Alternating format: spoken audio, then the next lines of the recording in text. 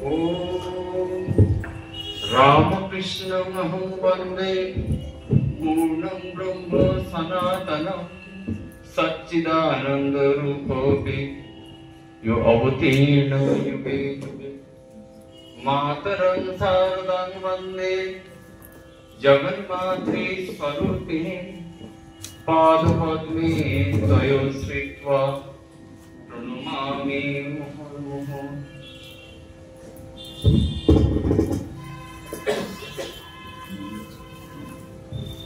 मंचे उपस्थित पूजनीय श्रीमद स्वामी नित्यानंद जी महाराज, हमार प्रिय ब्रह्मचारी भाई,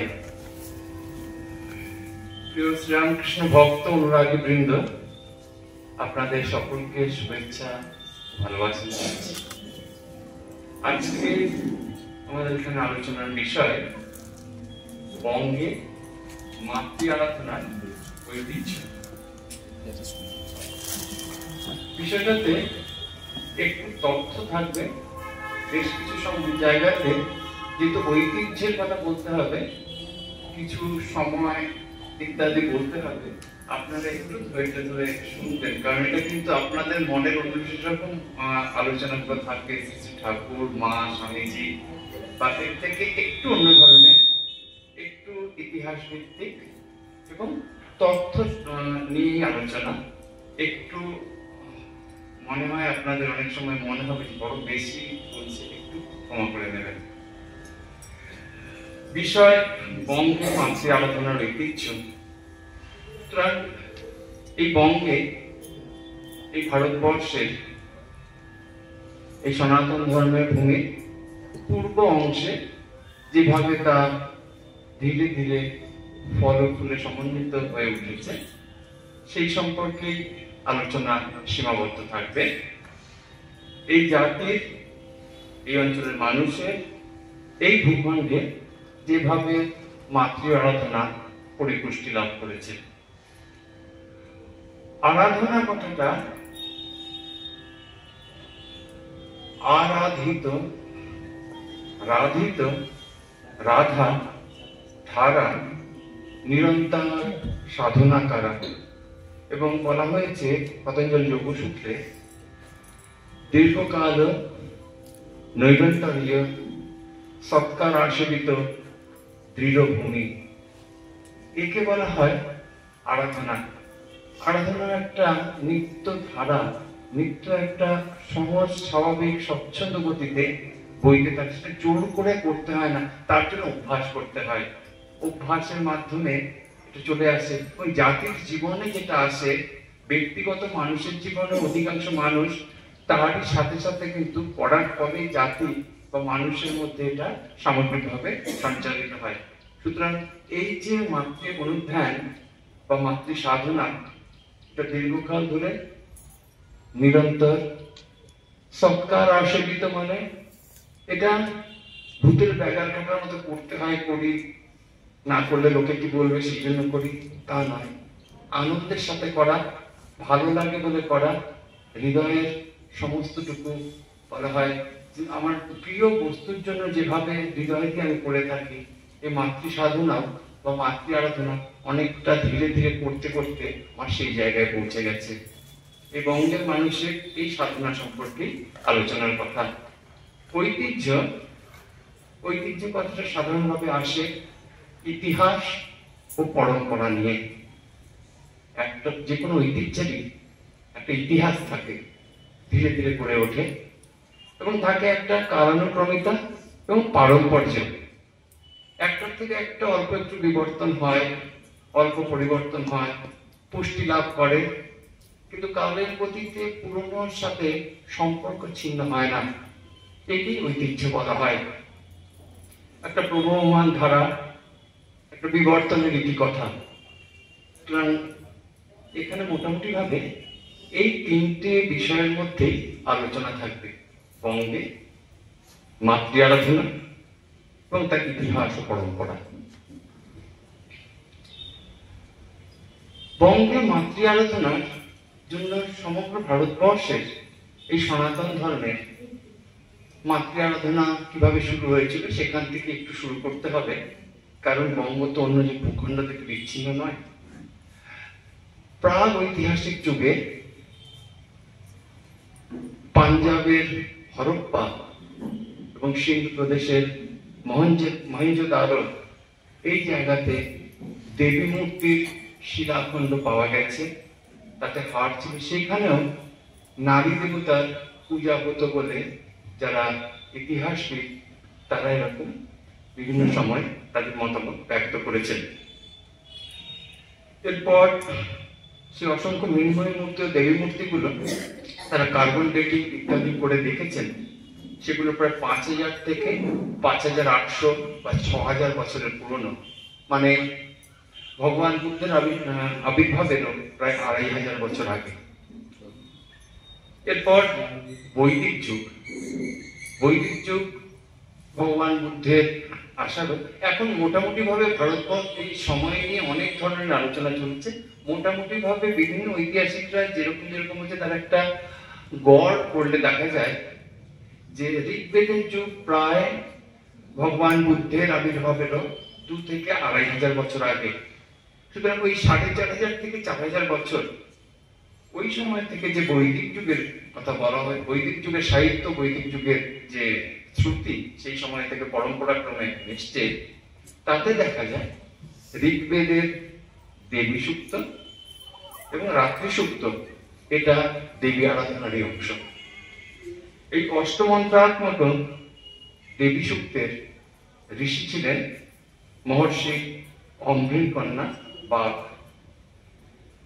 এই ঋষি তাদেরই বলা হতো তারা মন্ত্র দ্রষ্টা। দ্রষ্টা কথার অর্থ তাদের সামনে মন্ত্র যেন আবির্ভূত হতো। স্বামীজির জীবনীতে স্বামীজি বলছেন কত মন্ত্র স্মরণাক্ষরে জল জল করছে দেখলাম। ঠাকুরের জীবনীতেও আপনারা পাবেন, ঠাকুর দেখছেন যে মন্ত্র বলছেন এদের সামনে এই যে অব্যক্ত এই শক্তি বা সে ব্যক্ত হয়ে তার মাতৃকা বর্ণের মাধ্যমে সাধকের দিব্য চক্ষু লাভ হয়, অন্তর্চক্ষু লাভ হয়, তার সামনে প্রকাশিত হয়ে থাকে। সুতরাং এই অষ্টমন্ত্রাত্মক দেবী সূক্তের ঋষি ছিলেন বাগদেবী, মহর্ষি অম্ভীর কন্যা। রাত্রি সূক্ত যে সূক্তটি রয়েছে সেটি ছিলেন কুশিক ঋষি, তিনি ছিলেন তার মন্ত্রদ্রষ্টা। এছাড়াও ঋগ্বেদে ভুবনেশ্বরী দেবীর মন্ত্র রয়েছে, বিশ্ব দুর্গা, সিন্ধু দুর্গা ও অগ্নি দুর্গা দেবীর উল্লেখ পাওয়া যাচ্ছে। সামবেদীয় উপনিষদ, কেনোপনিষদ, সেখানে ব্রহ্ম ও শক্তি অভেদ এই ভাবটা আসার জন্য উমা হৈমবতী প্রথমে যে বলা হচ্ছে যে কি মেথড বলে তার সামনে গিয়ে অগ্নি দেবতা, বায়ু দেবতা এবং ইন্দ্র দেবতা বুঝে উঠতে পারছেন না। এরপরে তখন যিনি শাখার পরিগ্রহ করছেন উমা হৈমবতী নামে, এই যে শাখার নিরাকারের দ্বন্দ্ব এইখানে কেনোপনিষদে এইভাবে তা কিছুটা নিরাকৃত করার চেষ্টা করা হয়েছে। ব্রহ্ম তৎশক্তি অভেদ, ব্রহ্ম শক্তি এক হতে আরেক পৃথক নয়, এই তত্ত্ব যেন কিছুটা পরিমাণে সেখান থেকে পরবর্তীকালে পরিপুষ্টি লাভ করেছে। সাংখ্যার বীর্য সূক্তে ভদ্রকালী দেবীর কথা আছে। বীর্য সূক্ত প্রধানত গার্হস্থ্য জীবনে বিভিন্ন ক্রিয়াকলাপ আদিতে সেইখানে যে সূক্তগুলো, যে মন্ত্রগুলো যেভাবে বিভিন্ন ক্রিয়াকলাপের জন্য ব্যবহৃত হতো তাকে বীর্য সূক্ত বলা হয়। হিরণ্যকেশী বীর্য সূক্তে ভবানী দেবীকে যজ্ঞে আরাধনা করে আহুতি দেওয়ার কথা বলা হয়েছে। কৃষ্ণ যজুর্বেদের তৈত্তিরীয় আরণ্যকে দুর্গা সপ্তমীর উল্লেখ আছে। এখন ওই যে কাত্যায়নে বিদ্মহে কন্যাকুমারী ধীমহি তন্ন দুর্গে প্রচোদয়াতম বলে দুর্গা পূজায় বারবার করে এই দুর্গা গায়ত্রী এটাই ব্যবহার করা হয়। এখন ধূপ নিবেদন করা হয়, দীপ নিবেদন করা হয় স্নান মন্ত্রের সাথে। এবং মহর্ষি সায়নাচার্য মতে দুর্গা এবং দুর্গী একই দেবীর দুটি নাম। এরপর ভারতবর্ষে জ্ঞান কাণ্ডের বিকাশের জন্য অত্যন্ত বেশি পরিমাণে ক্রিয়াকলাপ হওয়ার জন্য বৌদ্ধ ধর্মের আবির্ভাব। বলা হয় যে যেন কিছুটা বিদ্রোহী সন্তান হিসেবে এই সনাতন ধর্মের সবকিছু মেনে নেওয়া যাচ্ছে না, এত ভাবে নিয়ম চাপিয়ে দেওয়া হচ্ছে এই সমাজের বুকে। আমার স্বাধীনতাকে প্রতি মুহূর্তে আমি এই যজ্ঞ পুরোহিত ক্রিয়াকলাপ এর আচারের দাস হয়ে পড়ছি। এর চিন্তা করতে করতেই চলে যাচ্ছে, আমি আত্মচিন্তা সময়ই করে উঠতে পারছি না। আমার স্বরূপ তত্ত্ব সম্পর্কে ভাবতেই পারছি না, বিভিন্ন জিনিস নিয়েই ভাবতে ভাবতে চলে যাচ্ছে, এবং আমি সমাজের দাস হয়ে এই জগতে যেন বিচরণ করে চলেছি। আর এর ফলে আমি এতে বিশ্বাস করাতে তারা এই যারা পুরোহিত কুল এবং তার প্রচুর পরিমাণে শক্তিশালী হয়ে উঠছে। তার বিরুদ্ধে যেন দাঁড়ালেন প্রথম এককভাবে ভগবান শ্রী বুদ্ধদেব। এরপর বুদ্ধ ধর্মের প্রসার ইত্যাদিতে আমি যাচ্ছি না। নালন্দা এবং বিক্রমশিলা এই বৌদ্ধ বিহারে তখনকার দিনের বিশ্ববিদ্যালয় সারা পৃথিবী থেকে সেখানে ছাত্র অধ্যয়নের জন্য আসতেন। রেসিডেন্সিয়াল স্কুল হিসেবেও ছিল, নন রেসিডেন্সিয়াল আবাসিকও ছিল।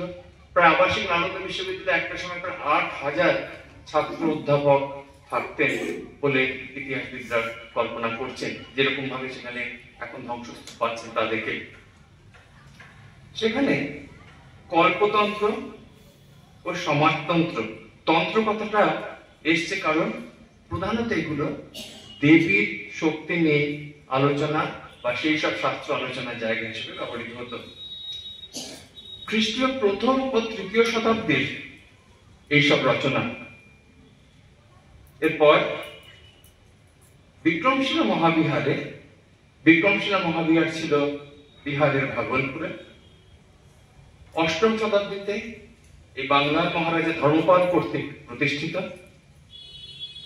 এখানে আমরা যে অতীশ দীপঙ্করের কথা জানি, দীপঙ্কর ভদ্র, তাকে মৈত্রীপাদ বা জ্ঞানপাদ এই উপাধিতে ভূষিত ছিল।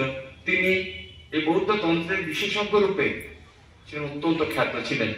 তিনি নালন্দা বিশ্ববিদ্যালয় থেকে পড়াশোনা করে এসেছিলেন। নালন্দা বিশ্ববিদ্যালয় বা মহাবিহার বিহারের রাজগীরে প্রতিষ্ঠিত ছিল। আনুমানিক তৃতীয় শতাব্দীতে মহারাজা কুমারগুপ্ত, গুপ্ত সাম্রাজ্যের, তিনি এই নালন্দা মহাবিহারের জন্য জমি এবং প্রাথমিকভাবে অর্থ সাহায্য করেন।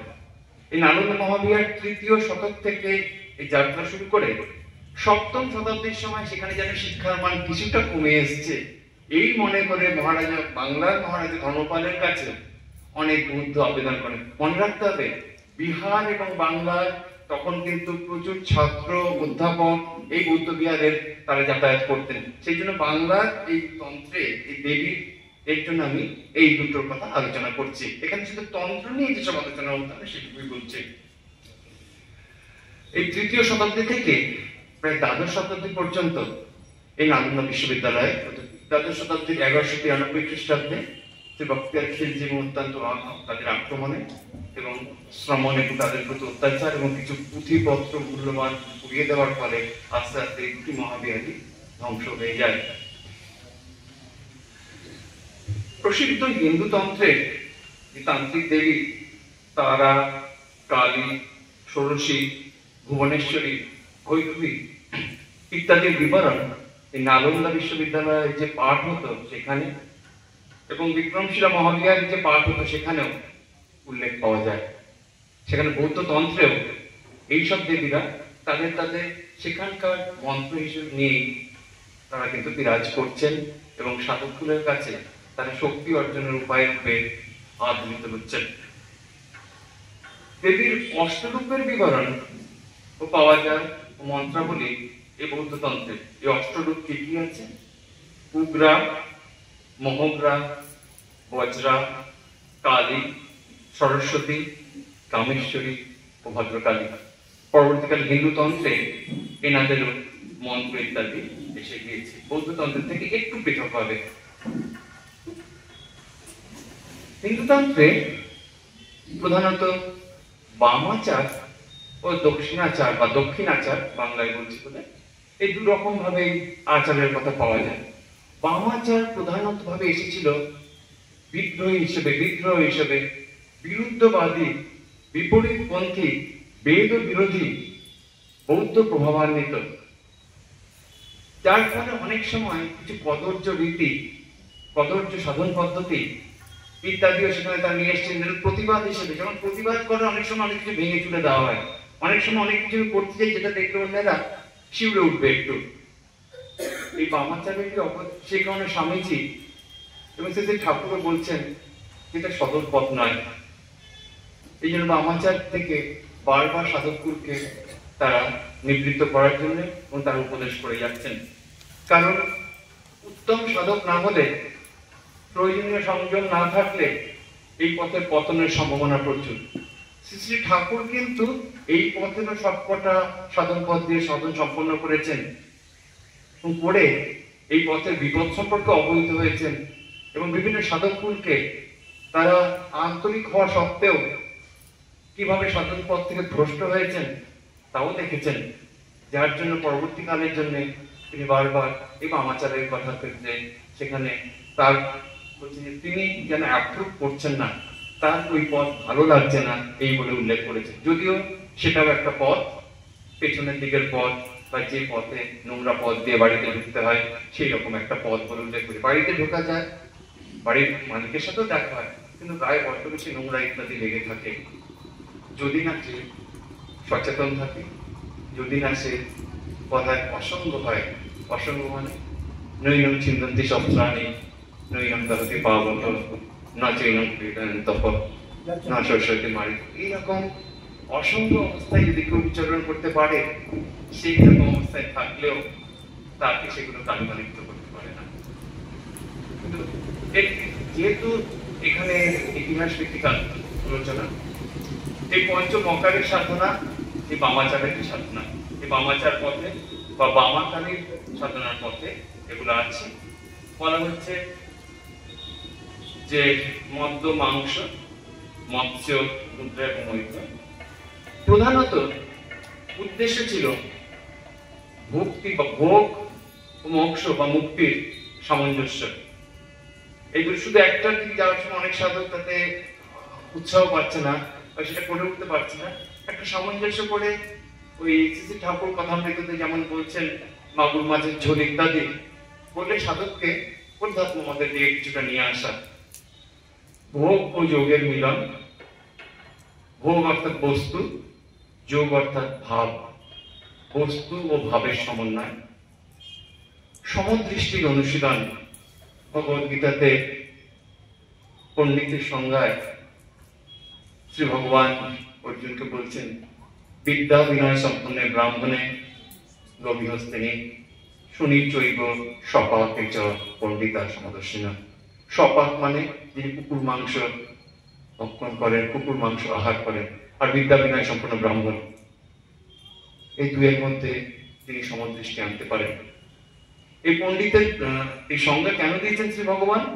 শ্রী ভগবান দ্বিতীয় অধ্যায়ের যখন তার উপদেশ শুরু করেছেন, প্রথম অধ্যায় অর্জুন বিষাদ যোগ বা সৈন্য দর্শন যোগ, উপক্রমণিকা। আমরা সংসারের সব মানুষরা যেভাবে শোক, মোহ এবং ভয় তার আকুলিত, সে অবস্থায় একজন জীবাত্মা একজন মানুষ পড়লে তার উদ্ধারের পথ কি আছে, অর্জুন বিষাদ যোগ সেটারই অবতারণা। ওই রকম একজন, তাকে মহাবাহু বলা হয়েছে, তাকে ধনঞ্জয় বলা হয়েছে, প্রচুর পরিমাণ আহরণ করতে পেরেছিলেন যিনি রাজাদের জয় করে, তার ওই অবস্থা। সেখানে বলছেন অশোচান অন্য শৌচস্তং প্রজ্ঞামাদাঞ্চ ভাসসে গতাসুন অগতাসুন ন অনুশোচন্তি পণ্ডিতা। এই পণ্ডিতটাকে চতুর্থ অধ্যায়ে এসে বলছেন বিদ্যা বিনয় সম্পন্নে ব্রাহ্মণে গভীরস্তিনী সুনিচৈব সপাকে চ পণ্ডিতা সমদর্শিনা। এর কাছে এই সমদর্শিত্বতে প্রতিষ্ঠিত হওয়ার জন্য এই পথের কথা বামাচারে বলা হয়েছে। যখন সাধক একটু অগ্রসর হয়, বৌদ্ধতন্ত্র অবনমিত অবস্থাতে এইভাবে বিভিন্ন অসংযমের অবস্থাতে, তার আগে যখন এই পথ অনেক সাধক উন্নত হয়েছে, মদ্য প্রধানত ছিল কারণ। ঠাকুর বলতেন আদি কারণ মহাকারণে মন্দির হয়ে যেত কপালে একটু ফোঁটা দিলেই। যার থেকে সমস্ত জগৎ এসছে মন্ত্র তার প্রতীক হিসেবে। কারণ এই জগতে আমরা যে কনসাস লেভেলে যে থাকি, এই কনসাস লেভেলে আমি প্রতি মুহূর্তে প্রত্যেকটা জিনিসের মধ্যে কার্যকারণ সম্পর্ক নিয়ে চিন্তা করতে পারি। কার্যকারণ সম্পর্ক নিয়ে চিন্তা করলে কার্যকারণের অতীত সত্তাকে জানা যায় না, সেটা কার্যকারণ সব অকারণ। সুতরাং কার্যকারণের অতীত সত্তাকে জানতে হলে নিজেকে সেই ওখানে নিয়ে যেতে হবে।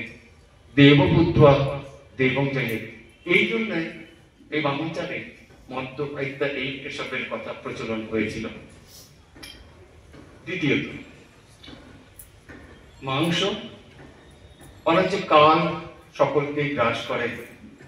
আমাদের প্রত্যেকে যতই আমি এই শরীরে চিন্তা করি, যত্ন করি, দেহাভিমান দেহাত্মাভিমান যা কিছুই থাকুক, অন্তে সেই একই গতি। এবং মাংস আমাকে সেটা স্মরণ করায়, আমার ওই চামড়ার যে ফুল আছে তার ভিতরে এটাই আছে। প্রতি মুহূর্তে এই জগতের অনিত্যতা সাধকের সঙ্গে প্রকাশিত করে।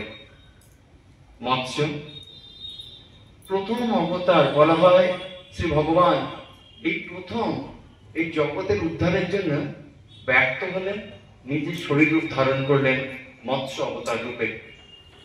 সেই কারণে মৎস্য এত পবিত্র। আমরা যে দেবতাকে পূজা করি মৎস্য মুদ্রা না দেখিয়ে সামান্য অর্ঘ স্থাপন হয় না। যে কোনো সময় নৈবেদ্য নিবেদনের জন্য সেটা নিরামিষ নৈবেদ্যই হোক আর আমিষ নৈবেদ্যই হোক, মৎস্য মুদ্রার মাধ্যমে তাকে পবিত্রীকরণ করা হয়। এই মৎস্য মুদ্রায় আচ্ছাদন এর কারণ এই জগৎকে শ্রী ভগবান প্রথম ব্যক্ত রূপে এসে, যিনি সবকিছুর অধিপতি, যিনি চৈতন্য স্বরূপ, যিনি সবচেয়ে আনন্দ স্বরূপ, তিনি প্রথম ব্যক্ত হলেন একটি শরীরে, এই মৎস্য শরীরে, এবং এই মনকে রক্ষা করার জন্য। সেই জন্য মৎস্য সাধককে তার করুণার কথা স্মরণ করিয়ে দেয়। মুদ্রা, মোদতে একটি মুদ্রা। সাধক বিভিন্ন রকম হাতের অঙ্গভঙ্গ করে থাকে। ধেনু মুদ্রা, মৎস্য মুদ্রা, সংহার মুদ্রা, এগুলো মুদ্রার এগুলো সাধককে যেমন একাগ্র হতে সাহায্য করে, মানে দেবতারাও নাকি তাতে তৃপ্ত হন। সেই জন্য মুদ্রার প্রচলন। যা দৃষ্টিনন্দন, সুখপ্রদ, যোগ পূজাতে হস্ত অঙ্গুলি দ্বারা ইত্যাদি বিভিন্ন রূপ আকার প্রদর্শন শাস্ত্রে রয়েছে। মৈথুন বলা হচ্ছে জগৎ সংসারের সৃষ্টি লীলা, এই শিব শক্তি মিলন, এই অর্ধনারীশ্বর, উমা মহেশ্বর, পার্বতী পরমেশ্বর, ভবানী শঙ্কর, উমা শঙ্কর, লক্ষ্মীনারায়ণ, সীতারাম, রাধা কৃষ্ণ, একে আরেকজনের ছাড়া হয় না। এই দুই শিব শক্তির মিলন ছাড়া এই জগতে হয় না, জগতের প্রতিষ্ঠাই হতে পারে না। মহাকবি কালিদাস রঘুবংশের মঙ্গলাচরণে বলছেন, বাগর্থ বিব সম্পৃক্ত বাগ অর্থ প্রতিপত্তয়ে জগৎ পিতরৌ বন্দে পার্বতী পরমেশ্বর। বাক এবং তার অর্থ এ দুটোকে আলাদা করা যায় না। শব্দ ও তার অর্থ আমি কখনো আলাদা করতে পারি না। বাক অর্থ এবং সম্পৃক্ত এ দুটো এরকমই অঙ্গাঙ্গী ভাবে একাঙ্গী ভাবে জড়িত। বাক অর্থ তার দ্বারাই এই জগৎ সংসারে আমাদের বিদ্যুৎ চলছে। জগৎ পিতরৌ বন্দে পার্বতী পরমেশ্বর, এই জগতের পিতামাতা এই পার্বতী পরমেশ্বর। এরপর চলে আসে দক্ষিণাচার। দক্ষিণাচার হলো সাধারণ ধর্মীয় রীতিনীতি, সংযম সুচিতা রক্ষা করে যে সাধন। নাস্তিকবাদী বা ভিন্ন ধর্মীয় কদাচার এখানে করা হয় না। বৈদিক তন্ত্র, বেদাচার, বৈষ্ণবাচার, শৈবাচার ইত্যাদি সমস্তই এই দক্ষিণাচারের অন্তর্ভুক্ত। শ্রীরামকৃষ্ণ সর্বদা এই বৈদান্তিক দক্ষিণাচারী পথ সাধকের জন্য সদর দরজা বলে উল্লেখ করতেন। দেবতা দক্ষিণাকালী বা দক্ষিণ কালী, এই দক্ষিণ কথার অর্থ হচ্ছে মঙ্গল। আমরা জানি রুদ্রয়ত্তে দক্ষিণ মুখম তেন মাম পাহি নিত্যম, সীতাশ্বতর উপনিষদ। তোমার জানে মঙ্গলময় অবস্থা আমাকে দর্শন করিও। তত্ত্বে রূপম কল্যাণতম তত্ত্বে পশ্যামি ঈশাবাস্য উপনিষদ ইত্যাদি বলে আর শ্রী ঠাকুর গাইতেন সাবাস মা দক্ষিণাকালী ভুবন ভেলকি লাগিয়ে দিলি। এরপর বৌদ্ধতন্ত্র, ক্রিয়াতন্ত্র, চর্যাতন্ত্র এবং যোগতন্ত্র ইত্যাদি জায়গাতে এই দেবীকে তারা আরাধনা করছেন শক্তি অর্জনের জন্য, তার উল্লেখ আছে।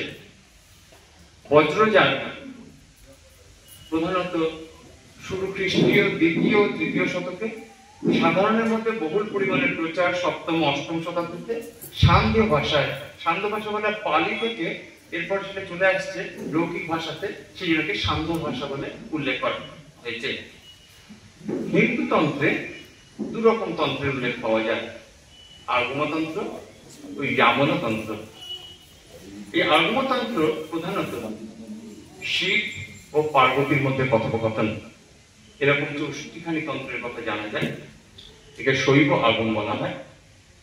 শাক্ত আগম বলা হয়, এরকম 64টি তন্ত্রের কথা বলা যায়। শৈব আগম প্রধানত কাশ্মীর শৈবিজম বা এতে 24টি এরকম তন্ত্রের কথা জানা যায়। এবং বৈষ্ণব আগম 108টি, সব মিলে দেখা যায়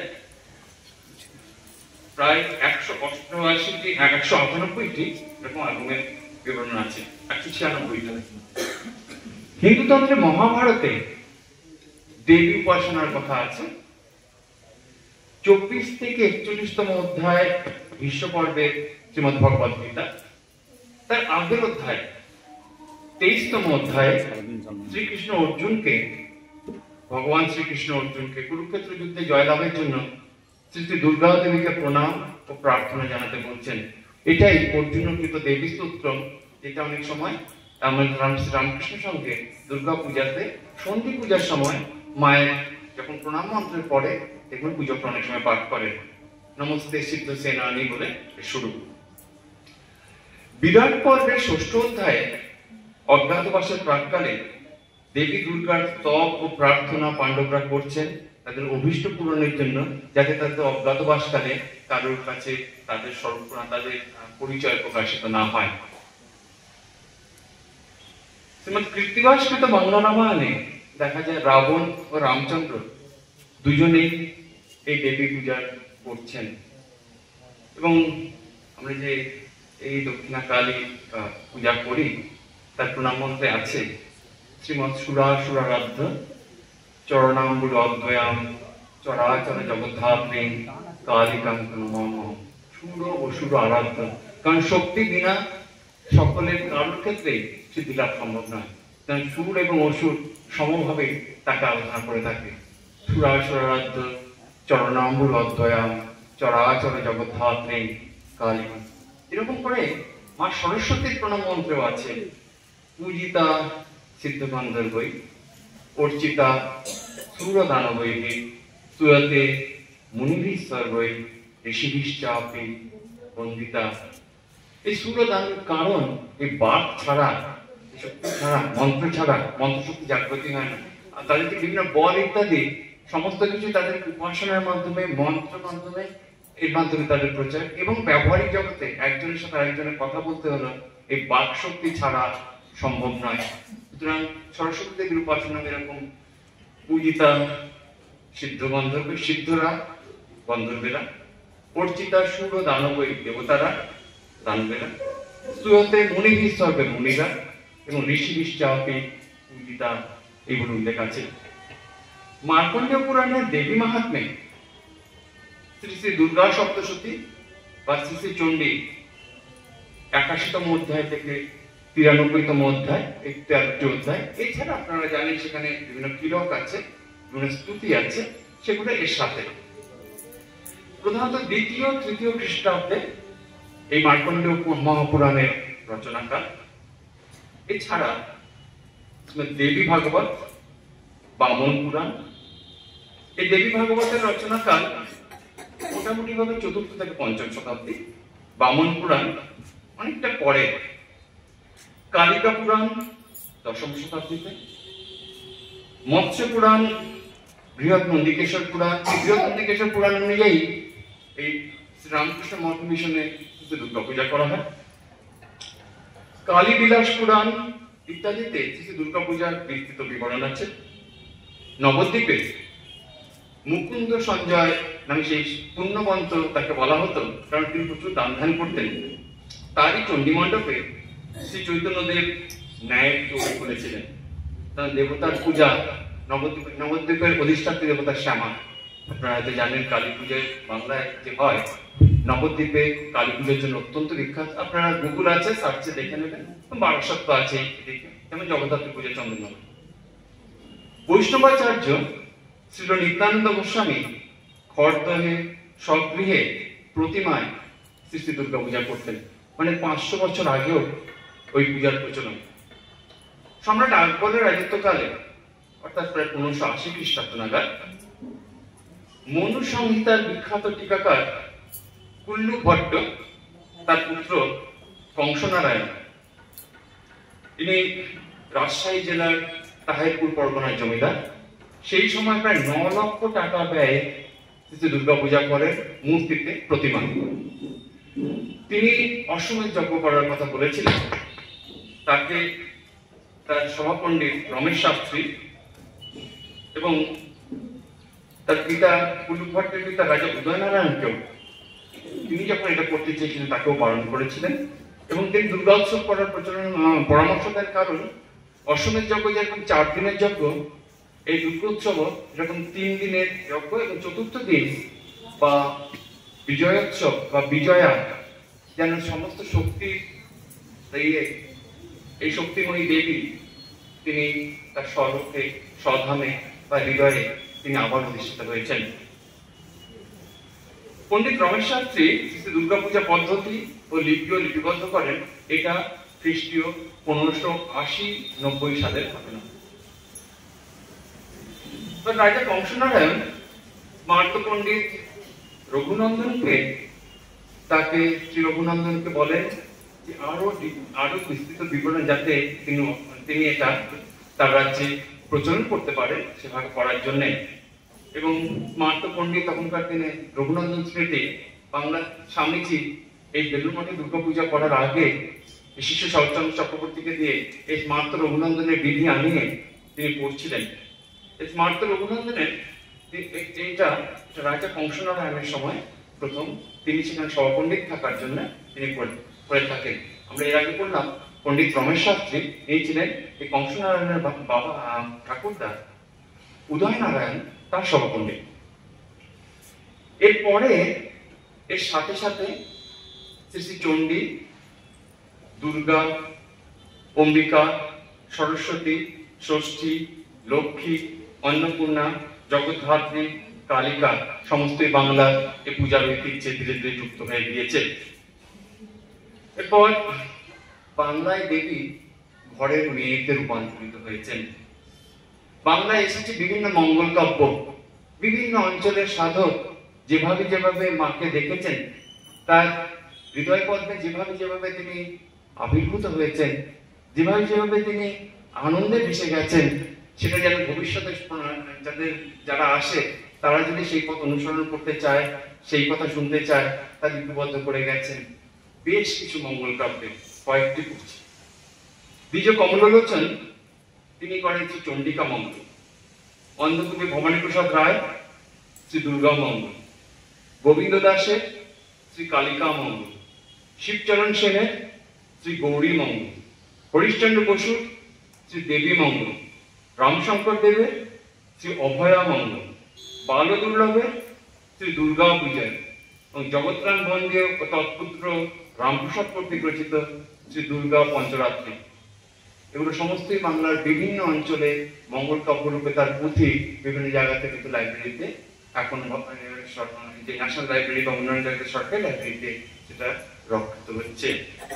এছাড়াও শ্রী দেবী ভাগবত অবলম্বনে বেশ কয়েকটি এরকম মঙ্গল কাব্য এসেছে, যেমন পণ্ডিত দীনদয়ালের শ্রী দুর্গা ভক্তি চিন্তামণি, দ্বিজ রামনেঘির শ্রী দুর্গা ভক্তি তরঙ্গিনী, দ্বিজ কালিকা দাসের শ্রী কালিকা মঙ্গল, রাজা রাজসিংহের শ্রী ভারতী মঙ্গল, কৃষ্ণজীবন মোদকের শ্রী অম্বিকা মঙ্গল, জয়নারায়ণ সেনের শ্রী চণ্ডিকা মঙ্গল এবং রায়গুণাকর ভারতচন্দ্রের শ্রী অন্নদা মঙ্গল।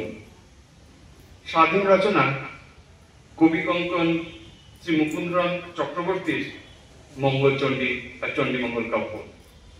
পরবর্তীকালে এর সাথে সাথে মনসা মঙ্গল, সরস্বতী মঙ্গল, লক্ষ্মী মঙ্গল, ষষ্ঠী মঙ্গল ইত্যাদিও ভক্তিমূলক উপাখ্যান হিসেবে বাংলার ঐতিহ্যে যুক্ত হয়েছে। মহাসিদ্ধসার তন্ত্রমতে এই তন্ত্রের বিভিন্ন গ্রন্থকে 3 ভাগে ভাগ করা হয়: বিষ্ণুক্রান্তা, রথক্রান্তা ও অশ্বক্রান্তা। প্রতিটি ক্রান্তাতে 64 করে তন্ত্র আছে। বিন্ধ্য পর্বত থেকে পূর্ব দিকে জগদ্বীপ পর্যন্ত সকল দেশ বিষ্ণুক্রান্তার অন্তর্ভুক্ত। এই জন্য শ্রী ঠাকুর দেখে লীলা প্রসঙ্গতে রামকৃষ্ণ লীলা প্রসঙ্গতে শরৎকুমার বলছেন বিষ্ণুক্রান্তায় অধিষ্ঠিত 64টি তন্ত্রের প্রত্যেকটি সাধনা শ্রী ঠাকুর করেছেন, কারণ বিষ্ণুক্রান্তাই এই অঞ্চলে প্রচলিত তন্ত্র। শ্রী ঠাকুরের সাধনাটি সিদ্ধি লাভ করেন। শ্রী চৈতন্যদেবের সমসাময়িক স্মৃতি নিবন্ধকার রঘুনন্দন, যার কথাকে বললাম, তিনি 1500 থেকে 1575 আনুমানিক এই সময়ে এই বঙ্গদেশে ছিলেন, নবদ্বীপেই থাকতেন। তিথি তত্ত্ব ও দুর্গোৎসব তত্ত্ব এই দুটি তারই রচনা। দুর্গোৎসব তত্ত্ব থেকে সার গ্রহণ করে পরবর্তীকালে রাজা কংসনারায়ণকে দুর্গাপূজা করার জন্য তিনি দুর্গাপূজা তত্ত্ব লিপিবদ্ধ করেন। শ্রী স্বামীজি এই গ্রন্থখানি আনিয়েছিলেন। বিখ্যাত বৈষ্ণব কবি বিদ্যাপতি 1375 থেকে 1450 এই সময়কার, তিনি মৈথিল ভাষার ব্রজবুলিতে তার রচনা। তিনি দুর্গা ভক্তি তরঙ্গিনী গ্রন্থে মৃন্ময়ী মূর্তিতে দেবীর পূজা বর্ণনা করেছেন। সুলভানী পণ্ডিত দুর্গোৎসব বিবেক, বাসন্তী বিবেক এবং দুর্গোৎসব প্রয়োগ এটি যে বিস্তৃত আলোচনা করেছেন। তিনিও নবদ্বীপের পণ্ডিত। তার জীবদ্দশাকাল 1375 থেকে 1460। শ্রী চৈতন্যদেবের আবির্ভাব 1486। বর্তমানে সার্বজনীন দুর্গাপূজা এগুলো সমস্ত এই পারিবারিক দুর্গাপূজা রূপে বিভিন্ন জমিদার রাজেরা করে থাকতেন। বর্তমানে সার্বজনীন দুর্গাপূজা প্রথম শুরু 1926 খ্রিস্টাব্দে কলকাতায় সিমলা ব্যায়াম সমিতিতে। আপনারা গুগল সার্চে একটু দেখে নেবেন, তার শতবর্ষ হবে এই বছর। এরপরে কালী পূজা এবং সরস্বতী পূজাও সার্বজনীন রূপে এসে গেছে। কৃষ্ণানন্দ আগমবাগীশ প্রায় 1533 খ্রিস্টাব্দ নাগাদ, তিনিও নবদ্বীপের নদীয়ায় বৃহৎ তন্ত্রস্বরের রচয়িতা। এনার পিতা বিখ্যাত স্মার্ত পণ্ডিত মহেশচন্দ্র ভট্টাচার্য। তিনি শ্রী শ্রী কালীমায়ের মৃন্ময়ী মূর্তি, শাখা রূপ, এই দক্ষিণা কালিকার যে মূর্তি আজকে আমরা পূজা করি, এটা তার তিনি প্রথম প্রচলন করেন। রামপ্রসাদ সেন 1723 থেকে 1775 হুগলি হালি শহর, রাজা কৃষ্ণচন্দ্র সেনের কৃষ্ণচন্দ্র রায়ের তিনি তাকে নিয়ে গিয়ে যখন তাকে মাসোয়ারা দিয়ে রাখেন এবং তারই বদান্যতায় বিদ্যা সুন্দর রচনা করেন। কিছু গান, মন্ডে কৃষিকাজ জানো না, অভয় পদে প্রাণ সপেছি, ডুব দেরে মন কালী বলে, শ্যামা মা উড়াচ্ছে ঘুড়ি, মায়ের পায়ে জবাবে শ্মশান ভালোবাসিস বলে। কমলাকান্ত ভট্টাচার্য 1769 থেকে 1821 বর্ধমান মহারাজ তেজচন্দ্রের সময়কার পঞ্চমন্দির আসন ও সাধনা। গান, যতনে হৃদয়ে রেখো আদরিনী শ্যামা মাসি, মজলো আমার মন ভ্রমরা, শ্যামা মা কি আমার কালোরে, আর কিছু নাই সংসারের মাঝে, কখনো কি রঙ্গে থাকো মা, নামেরই ভরসা কেবল, ইত্যাদি। রাজা রামকৃষ্ণ রানী ভবানী দত্তক পুত্র, না হলে রাজশাহীর জমিদার, সমস্ত কিছু ছেড়ে দিয়ে তিনি এরপর চলে যান এবং তারাপীঠে। জীবিতকাল 1748 থেকে 1799 এবং বিভিন্ন কিছু মাতৃসঙ্গীতের রচয়িতা। বামা খ্যাপা 1838 থেকে 1911 সাধন তারাপীঠ। শ্রীরামকৃষ্ণদেব আপনারা সবাই জানেন, আমি বিশেষ কিছুই বলছি না, 1833 থেকে 1886। কাজী নজরুল ইসলাম 1899 থেকে 1976 কিছু বিখ্যাত শ্যামাসঙ্গীত। আমার ভাবের অভাব লয় হয়েছে শ্যামা ভাব সমাধিতে, আমার ভাবের অভাব লয় হয়েছে শ্যামা মায়ের ভাব সমাধিতে। আমার হাতে কালি, মুখে কালি, আমার কালি মাখা মুখ দেখে শ্যামা লোকে করে গালাগালি। আর লুকাবি কোথায় মা, বিশ্বভুবন আধার করে তোর রূপে মা শব্দবাদী, নিখিল ভুবন আধার করে, নিখিল ভুবন আধার তোর রূপে মা শব্দবাদী, আমায় দুঃখ দেওয়ার ছলে মা গো তোর ভুবন ভরা রূপ দেখালি, পূজা করে পাইনি মা গো আর চোখের জলে এলি, বুকের ব্যথায় আসন পাতা, পৌষ মাসে তা দুধ তুলালি। কালো মেয়ের পায়ের তলায় দেখে যা আলোর নাচন, মহাকালের কোলে এসে গৌরীগুলো মহাকালী। মহারাজা নন্দকুমারের গুজ্জকালী, দিগুজা, সর্পভূষিতা ও খড়গহস্তা বীরভূমের রামপুরহাটে পঞ্চমন্ডি আসন। স্বামী বিবেকানন্দ বেশ কয়েকটি গান সর্বদাই প্রায় করতেন। 1863-1902 মা তঙ্গিতারা এই নিয়ে ঠাকুর তাকে মায়ের চরণে নিবেদন করলেন। তুমি ত্রিগুণধারা পরাত পরা, সাকার আকা নিরাকারা। এর থেকে পরবর্তীকালে তিনি নিয়ে এলেন সাকার আকা নিরাকারা, নিরঞ্জন নটরূপ ধর, নির্গুণ গুণময়। লিখছেন সাহসী যে দুঃখ দৈন্য চায়, মৃত্যুরে যে বাঁধে পাবো পাশে, কাল নৃত্য করে উপভোগ, মাতৃরূপা তারই কাছে আসে, কালী দামাদার বা মৃত্যুরূপা কালী।